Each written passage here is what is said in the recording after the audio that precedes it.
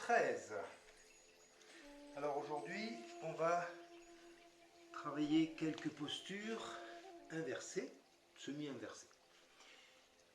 Voilà. Première posture semi-inversée que nous allons faire, ça va être une posture dite de le poirier. Voilà, posture de poirier. Vous la connaissez certainement, vous l'avez pratiquée quand vous étiez jeune.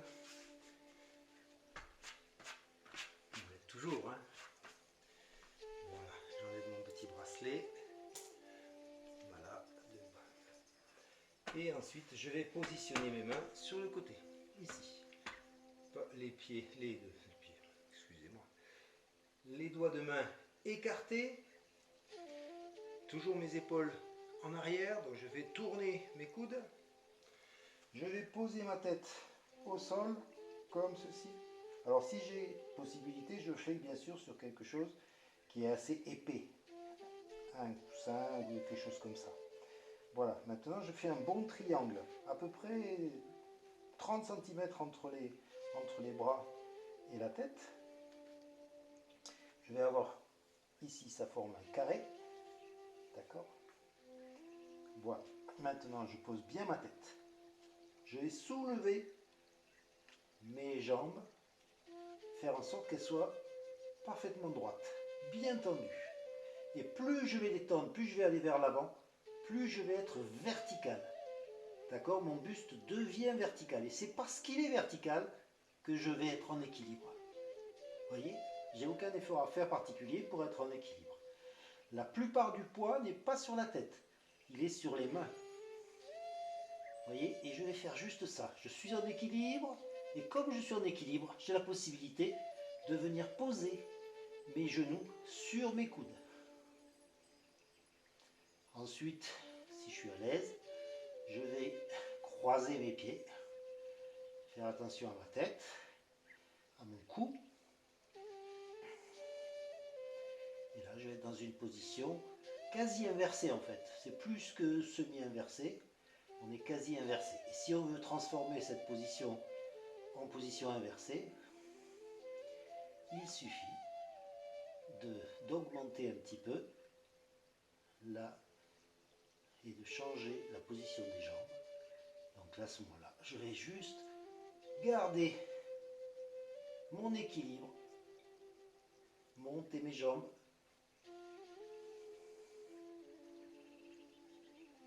tendre mes jambes au maximum.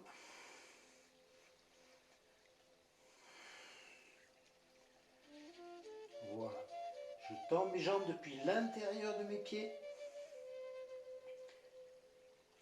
Je suis bien équilibré. Je rentre mon ventre.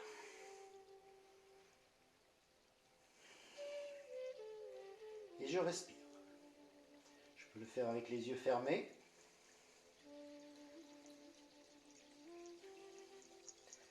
Et ensuite, je redescends doucement quand j'ai terminé. On peut rester 5 minutes sans problème, 10 minutes, ça n'a pas d'importance. Sans forcer. Et je redescends. Hop, voilà. Maintenant que j'ai complètement terminé, je vais redescendre doucement. Reposer mes pieds, retendre mes jambes. Et maintenant, me reposer comme ceci. Chaque fois que je fais des positions qui sont un peu engageantes, je peux ensuite venir toucher mes doigts de pied, mes gros doigts de pied, écarter mes jambes à la largeur du tapis et ensuite éloigner mes mains au maximum, bras tendus. Surtout pas avec les coudes au sol, bras tendus. Je fais tourner mes coudes pour faire descendre mes épaules et ensuite je vais venir descendre, poser ma tête quelque part. Si j'ai des difficultés à poser ma tête, je prends tout simplement une épaisseur quelle qu'elle soit. Je viens poser ma tête. On avait déjà fait cette position.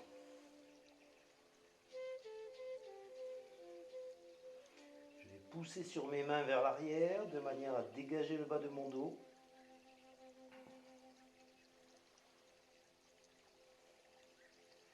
Je rétroverse. fais en sorte d'avoir les fesses qui se rapprochent le plus possible des talons. Et je sens le bien-être. Voilà, ça c'était une position versée.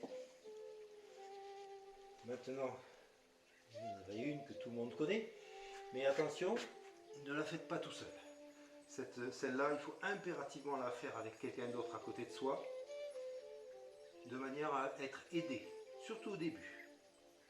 Au début, c'était une position que vous allez faire à proximité d'un mur, contre le mur, ou mieux encore, tout à fait au début, quand c'est difficile, dans un coin de pièce.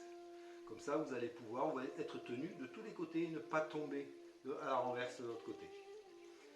Voilà. Dans cette position, le plus important, c'est de faire attention à son cou. Donc déjà, on va avoir des épaisseurs. Donc, au lieu d'avoir mon tapis comme ceci, je vais le plier en 4. Voilà.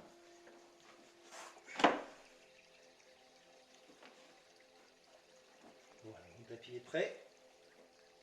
Pas de bracelet, pas de bague, rien de tout ça. Je le positionne. Et ensuite, je vais venir positionner mes coudes à la distance, la dimension de mes épaules. Pour pouvoir vérifier ça, j'essaye de positionner mes mains sur mes bras. Hop, et je reviens. Ensuite, je vais attraper mes deux mains ensemble. Voilà. Et ça forme un ensemble rigide. Tout ça, d'ici jusque là, c'est ce qui va me tenir, ce qui va me porter pendant la position sur la tête. Voilà. Maintenant, je vais venir poser ma tête. Je pousse sur mes épaules montent au maximum, donc je pousse sur mes coudes qui vont faire monter mon buste. Maintenant, je tends mes jambes, je me rapproche, je marche avec mes doigts de pied, jusqu'au moment où je vais être vertical. Mon buste va être vertical, je pousse encore plus, à la limite, je pourrais avoir ma tête qui ne touche pas le sol, de manière à limiter l'impact sur le cou. Voilà, quand je suis bien en équilibre, naturellement, mon corps va être en équilibre. Je peux être en équilibre, d'accord? Voilà, maintenant, je suis bien en équilibre. Je vais monter une jambe, monter une deuxième jambe. Voilà.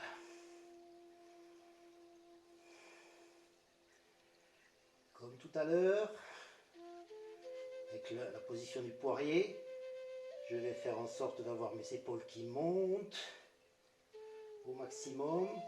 Je vais tirer à l'intérieur de mes pieds vers le ciel. Je monte l'ensemble et c'est ça qui est le secret de la position sur la tête.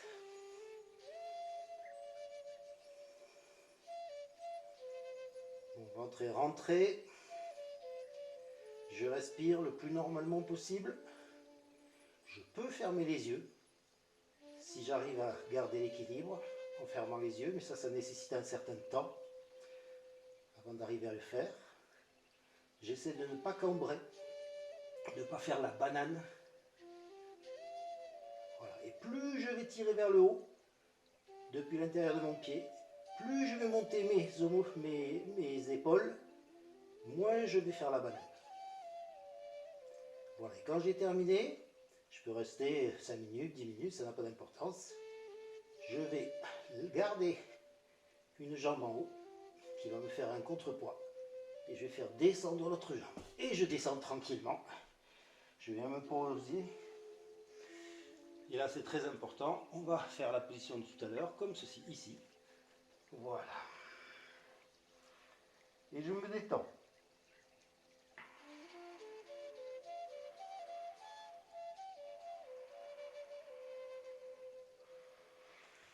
Voilà. Je remonte doucement. Je repositionne mon tapis.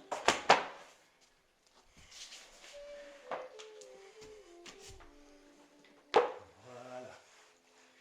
Bien positionner mon tapis. Positionner correctement tous ces accessoires, c'est vraiment important. Ça fait partie du cérémonial, en quelque sorte. Voilà. Est-ce que tout le monde va bien? Alors, est-ce que tout le monde va bien? Moi, ça va très bien, merci. Alors maintenant, on va faire la position sur les épaules. J'ai évoqué ça dans la vidéo numéro 10, mais j'étais à Bangkok et je n'avais pas d'accessoires. Là, j'ai des accessoires. Voilà. 3 couvertures. Ce sont des couvertures faites spécialement pour ça. Enfin, en fait, ce sont des couvertures de déménageurs. C'est un peu le même principe. Voilà. Je positionne très bien mes couvertures. La partie pliée est du côté de la tête. La tête va être ici. Ensuite, je prends une ceinture. Je me positionne les fesses sur la couverture. Et ensuite, je vais réduire la dimension de ma ceinture à la largeur de mes épaules. Au début, pas trop serré, sinon après vous ne pourrez pas vous détacher. Il faudra que vous demandez à quelqu'un de vous aider à vous détacher. Voilà. Et ensuite, je vais positionner la ceinture, faisant bien attention de l'endroit où je pose la boucle. Et je vais accrocher mes bras ensemble. Voilà. Ok. Maintenant, je me mets devant.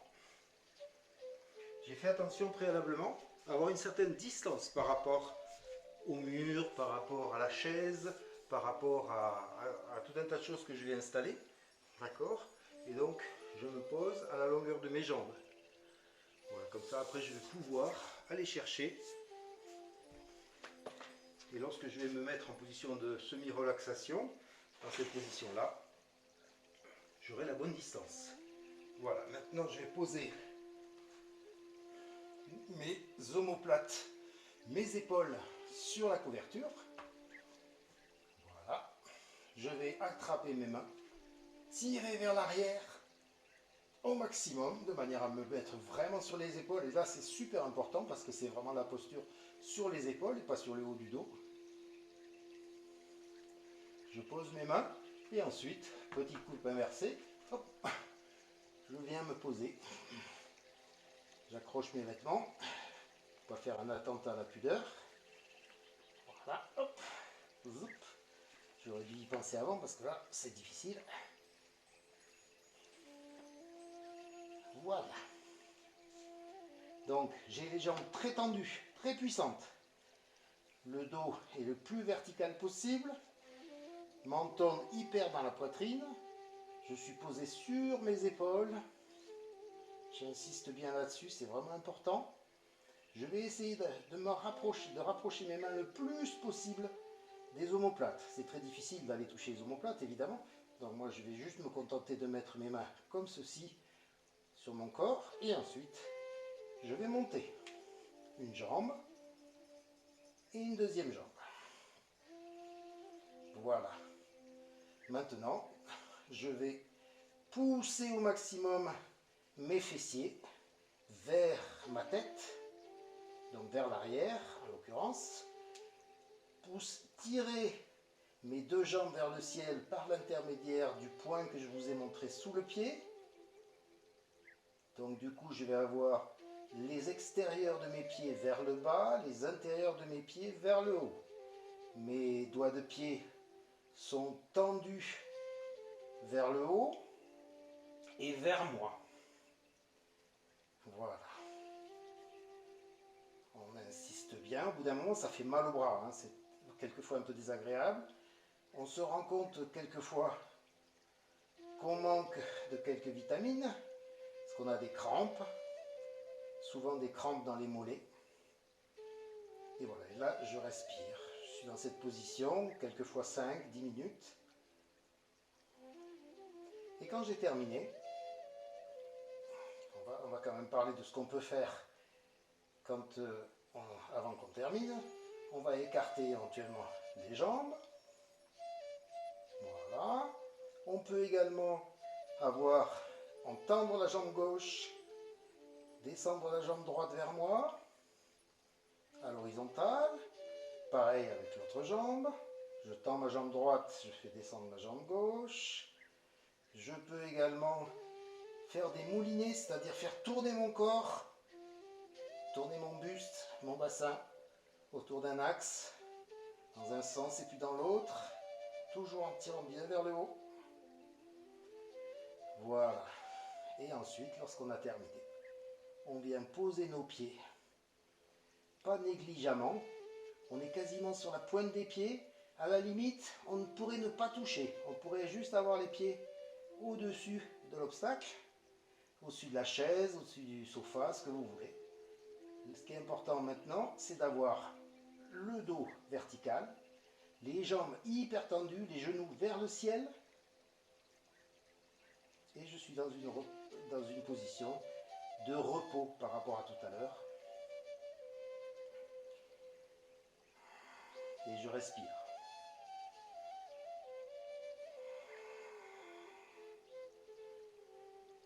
Voilà, cette position est formidable. C'est considéré comme la reine des positions, le meilleur asana qui soit.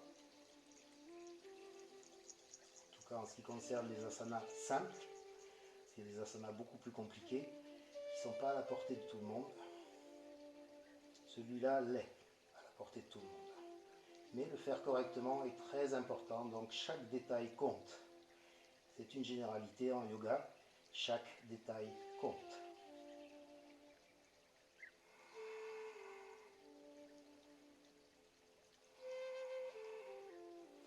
Voilà, quand j'ai complètement terminé, je vais poser mes deux mains au sol. Petite coupe inversée, je descends tranquillement, doucement. Voilà. On peut aussi enlever la ceinture avant. J'enlève la ceinture. La ceinture, quand on la met jamais debout avant de s'asseoir, sinon on se casse la figure. Voilà, quand j'ai vraiment terminé tout ça, hop, je me positionne sur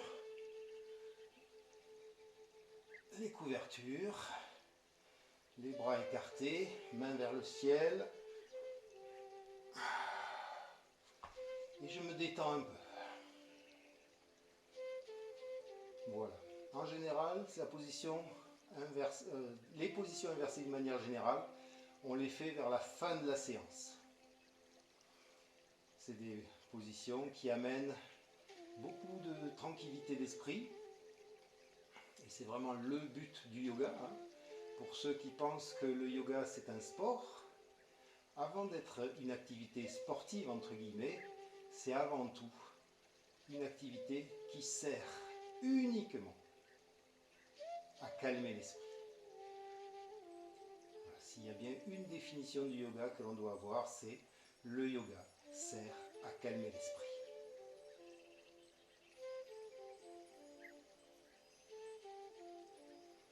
Voilà, on appuie sur le pied droit, on se tourne, on appuie sur la main gauche et on se relève. Voilà, c'est tout pour aujourd'hui les amis. À demain.